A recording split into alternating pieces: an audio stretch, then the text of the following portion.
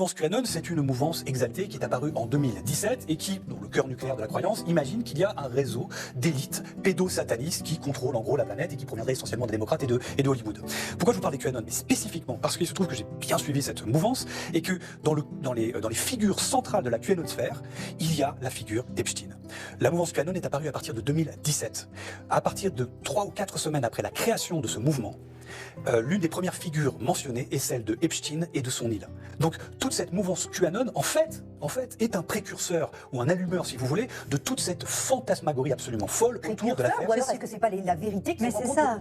C'est un peu gênant la manière dont on parle des choses là. Il y a quand même des faits qui sont... C'est pas que des On parle de fantasmes, de délire, etc. Il y a un problème. Je vais jouer avec le feu encore une fois.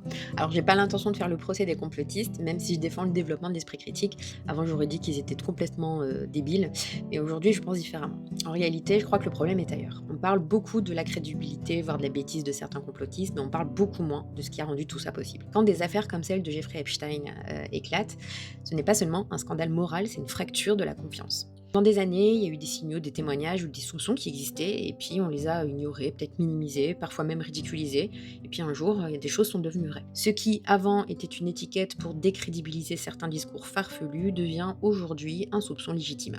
Alors, une question s'impose, sur quoi d'autres s'est-on trompé?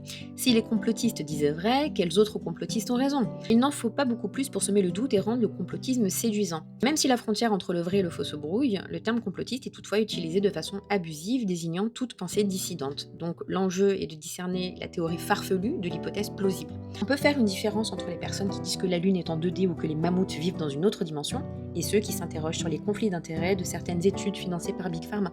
Tout ne peut pas être mis dans le même panier. Et ça décale le problème. On pointe du doigt la stupidité des complotistes, au lieu de pointer du doigt l'immoralité des comploteurs. Et je trouve ça injuste. Puis traiter les personnes aux idées dissidentes de complotistes, c'est une façon de mettre toute la responsabilité de la vérité sur les individus, en oubliant la responsabilité de ceux en qui nous mettons notre confiance et qui sont supposés vouloir le bien commun.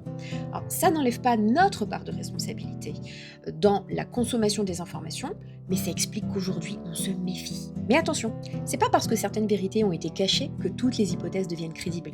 Et c'est là que ça devient difficile. Il est tout autant dangereux de croire aveuglément que de penser que tout est orchestré, parce que dans les deux cas, on abdique son jugement et on évite d'exercer son esprit critique. Penser, c'est apprendre à distinguer ce qui est prouvé, probable, possible, douteux, et ce qui relève simplement de l'imaginaire ou de la peur. C'est un jeu d'équilibriste où l'humilité intellectuelle joue le rôle principal. Faut pas être naïf sans devenir prisonnier du soupçon. On devrait peut-être réhabiliter le « je ne sais pas, mais ça mérite d'être questionné ».